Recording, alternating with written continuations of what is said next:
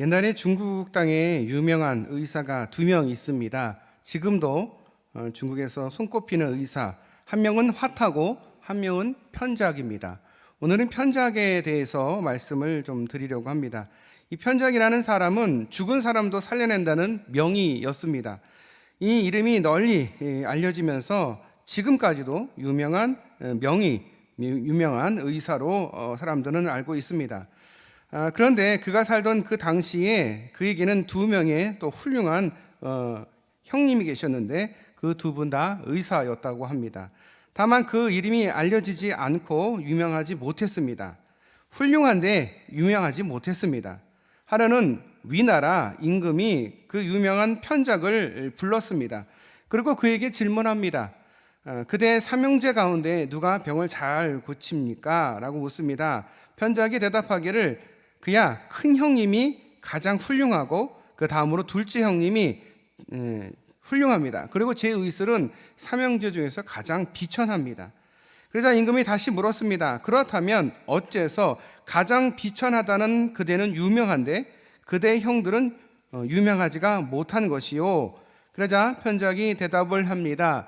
제 큰형님은 상대방이 아픔을 느끼기 전에 얼굴빛을 보고 병이 있음을 알고, 그래서 병 증세가 나타나기 전에 그 병의 원인을 미리 없애줍니다. 그러니 사람들은 아파 보지도 않은 상태에서 병이 고쳐졌기 때문에 큰형님이 병을 고쳐줬다라는 사실을 전혀 모릅니다. 그래서 큰형님이 소문이 나지 않은 이유입니다.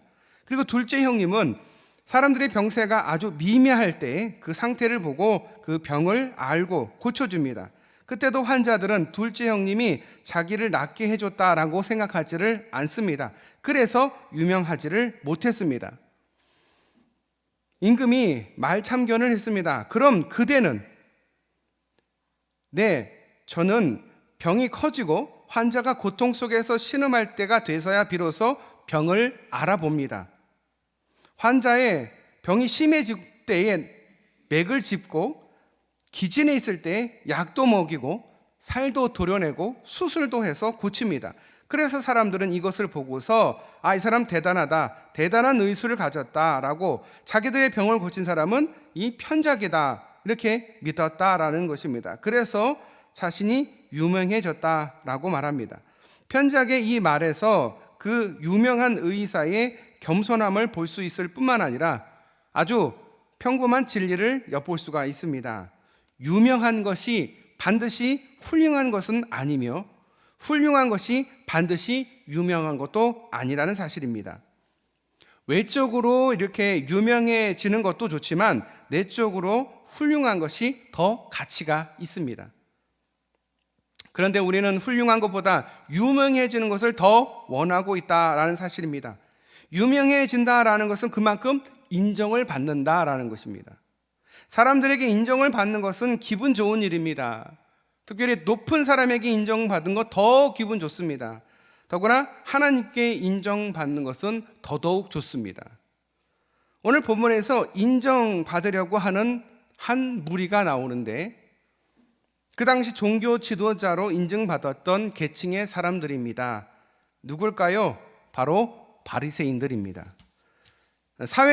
사회학자 요세푸스에 의하면 바리새인들의 이 생활은 매우 검소했고 사치스럽지가 않았다라고 합니다.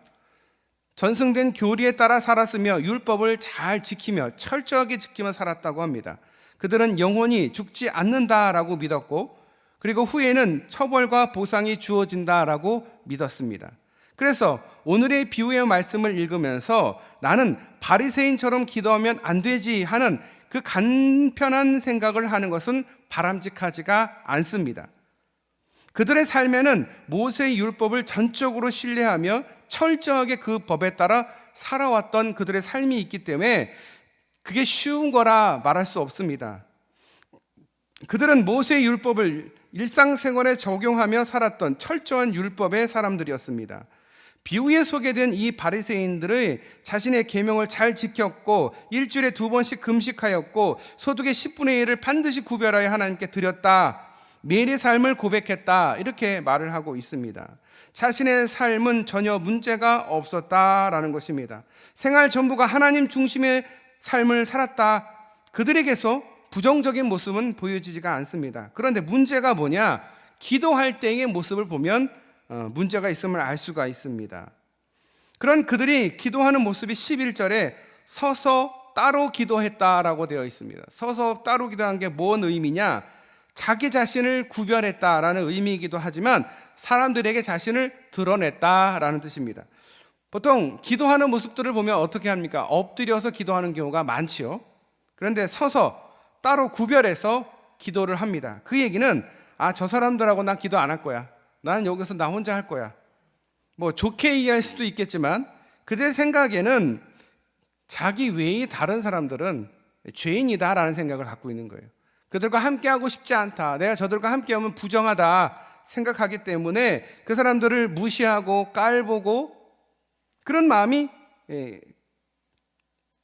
내면에 깔려 있으니까 그 사람들과 따로 기도를 하면서 이 기도하는 가운데에 자신의 믿음과 자신의 그것을 드러냅니다. 그것을 우리는 기도자의 교만이다, 교만이 엿보인다, 이렇게 볼 수가 있습니다. 이미 우리의 삶을 다 알고 계신 주님께 나오는데 뭘 그렇게 사람들을 인식하고 체면과 자신의 명분을 세울 필요가 있겠느냐? 그렇다면 우리의 기도는 하나님보다 사람을 의식하는 기도이기 때문에 그래서 이 바리새인들의 모습이 교만한 모습이 되는 것입니다. 영국 동부에 코벤트리라는 성이 있는데 11세기 때, 지금부터 1000년 전 이야기인데 이 마을 사람들이 성주한테 세금을 바치며 살았습니다. 그러니까 대부분 그 땅이 다 성주의 땅이고 나머지 사람들은 소작농들인 거죠. 그래서 세금을 바치는데 세금이 너무 많아서 바치기가 힘들어졌습니다. 힘들어서 못 살겠다. 그래서 성주 부인을 찾아가서 부탁을 합니다. 세금을 좀 감면해 달라. 이야기를 들은 성주 부인이 성주에게 가서 이야기를 했습니다. 그런데 어떻게 했을까요? 듣지를 않는 겁니다. 자꾸 부탁을 하니까 성주가 짜증을 내면서 안 받아줄 수는 없으니까 당신이 벌거벗고 말을 타고 이 마을 한 바퀴를 다 돌면 내가 세금 감면해 줄게. 자, 이 말은 세금을 감면해 주겠다는 말입니까? 안 해주겠다는 말입니까? 안 해주겠다는 말이죠. 그런데 이 성주 부인이 실제로 벌거벗고 말을 타고 마을을 돌기 시작합니다. 마을 사람들이 그 소문을 들었습니다. 창문을 다 열어놓고 그 성주 부인이 벌거벗은 모습을 바라보았을까요? 아니요. 그 이야기를 듣자마자 모두 다 창문을 닫고 커튼을 내리고 어느 누구도 바깥을 쳐다보지 않았다. 성주 부인이 마을 한 바퀴를 다 돌 때까지 다 기다려줬다. 돌고 난 다음에 성주가 실제로 감면해 주었습니다. 이 성주 부인이 죽고 나서 마을 사람들이 돈을 모아서 마을 입구에다가 말 위에 벌거벗은 여인상을 만들어 놓고 사람들이 그 동상을 지나갈 때마다 제대로 쳐다보지 못하고 숙연하게 존경을 표현했다라고 합니다.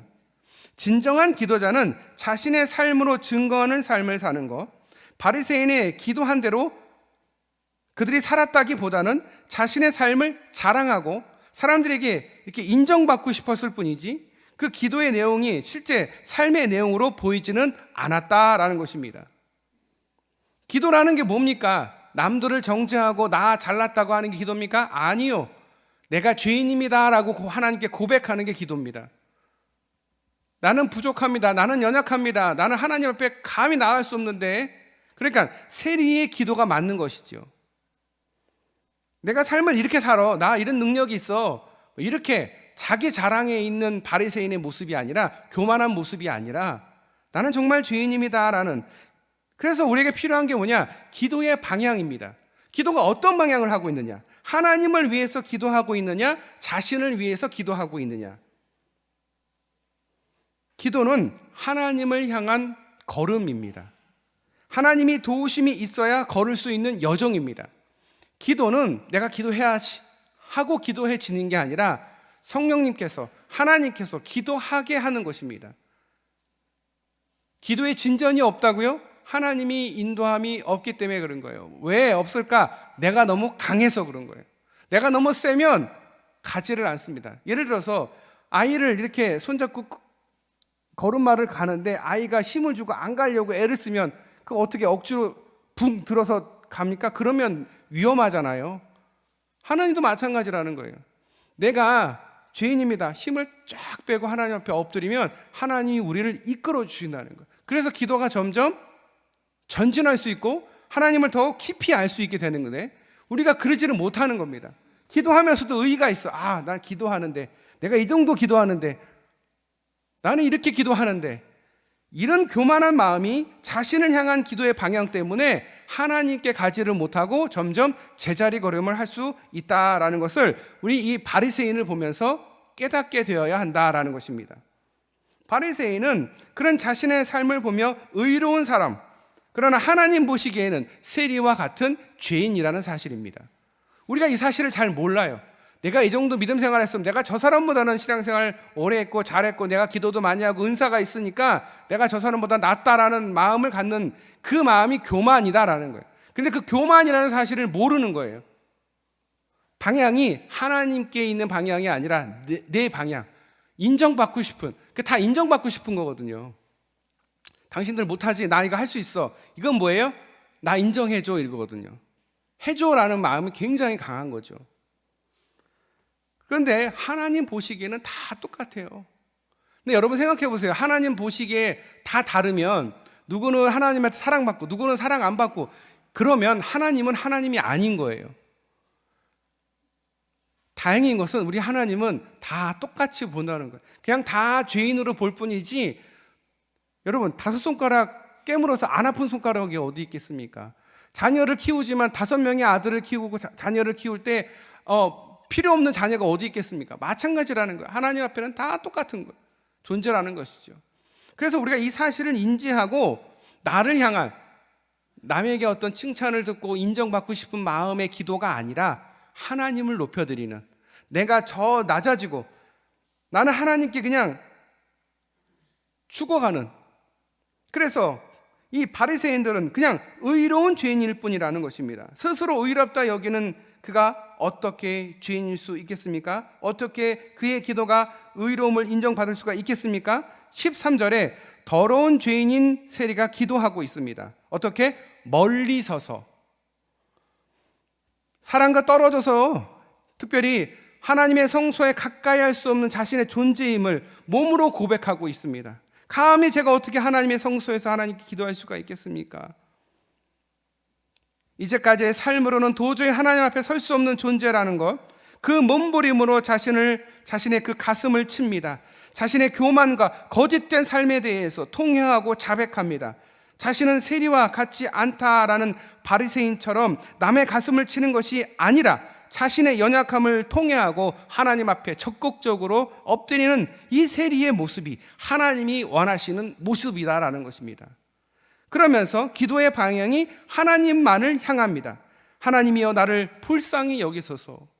우리가 누구한테 기도합니까? 사람을 보고 사람에게 잘 보이려고 인정받으려고 기도합니까? 아니잖아요. 하나님한테 기도하잖아요. 하나님 저를 불쌍히 여겨주세요. 제가 지금 죽겠습니다. 우리 기도할 때 자꾸 주변을 신경을 쓰는데 그게 뭐예요? 사람을 본다는, 사람을 인식한다는. 그럴 필요가 없어요. 내가 지금 죽게 생겼는데 남을 의식할 필요가 뭐가 있겠습니까? 그냥 하나님 저 좀 살려주세요. 그러면 하나님이 들어주십니다. 이것이 기도의 원형입니다. 이 기도보다 완벽한 기도는 없습니다. 하나님이 나를 받으실 때 나의 삶이 치료가 될 것입니다. 하나님이 나를 받으실 때 나의 삶에 소망이 생길 것입니다. 하나님이 나를 받으실 때 나의 삶에 역사가 일어날 것입니다. 기적이 일어날 것입니다.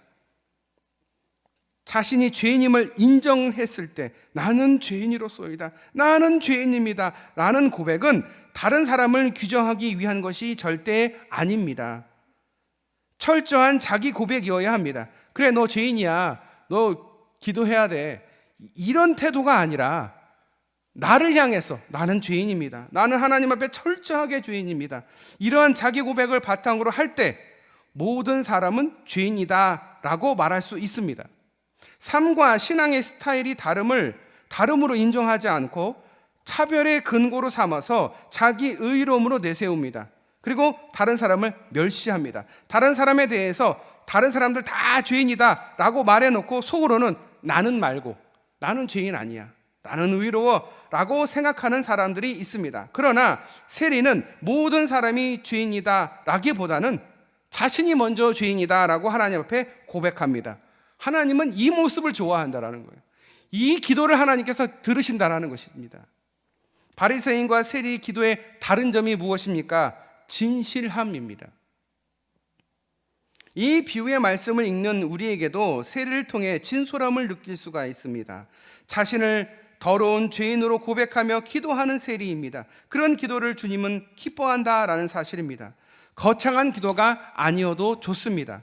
사람들이 기도를 잘못한다라는 이야기를 들어도 좋습니다. 그러나 자신의 속내는 진심으로 드러내놓는 기도가 되어야 할 것입니다. 남을 의식하는, 남에게 잘 보이려고, 인정받으려고 하는 기도가 아니라 진심으로. 형식은 중요하지 않습니다. 우리의 기도가 바꾸어지기를 바랍니다. 자신의 존재의 의미를 치열하게 고민하는 사람이 세리와 같은 기도를 할 수가 있습니다. 내가 누구인가? 내가 하나님 앞에 어떤 존재인가? 내가 지금 어떻게 살고 있는가? 나를 이렇게 조명하고 나를 반성할 수 있어야 제대로 된 기도를 할 수 있다는 거예요. 안 그러면 그냥 비나이다가 될 수밖에 없다는 거죠. 철저한 반성이 있어야 하나님 앞에 제대로 된 기도를 할 수가 있습니다. 하나님 앞에서 나를 드러낼 만한 것이 있는 존재인가? 내가 잘난 척해도 되는 존재인가? 그런데도 우리는 여전히 하나님께 자신의 의로움을 내세웁니다.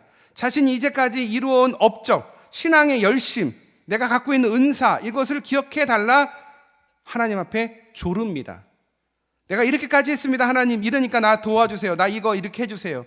우리의 기도는 너무나 나 중심의 기도, 나를 집중하게 하는 편향된 것일지 모른다라는 사실을 항상 생각하면서 나를 돌아보아야 합니다. 그렇다면 우리의 기도가 가야 할 방향은 무엇일까?